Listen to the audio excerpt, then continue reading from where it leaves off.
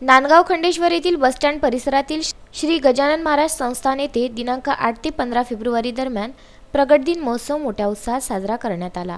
त्यानिमित्त संगीतमय भागवत कथा प्रवचन आणि इतर धार्मिक कार्यक्रमांचे आयोजनही करण्यात आलं।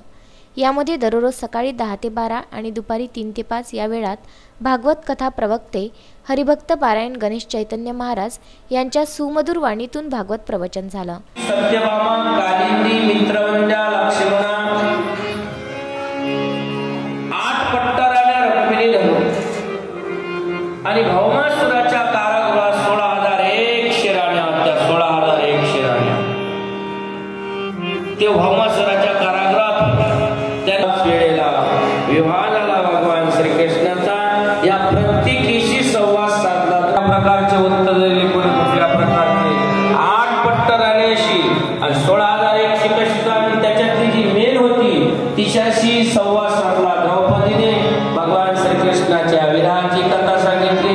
त्याच्यानंतर शुकाचार्यजी महाराज म्हणतात राजा परीक्षितीने विचारलं व सकाळी 8 ते 10 वाजता श्री विजय ग्रंथाचं पारायण विष्णुदास लोमटे महाराज यांनी केलं। सायंकाळी हरिपाठ व महिला मंडळाचं भजन घेण्यात आलं। प्रकट दिनी काल्याचं कीर्तनानंतर दुपारी हजारो भाविक भक्तांनी महाप्रसादाचा लाभ घेतला। सायंकाळी श्रीच्या पालखीची मिरवणूक शहरातून फटाक्यांच्या आतिषबाजीत वाजत गाजत काढण्यात आली। यामध्ये शहरातील नागरिक सहभागी झाले होते।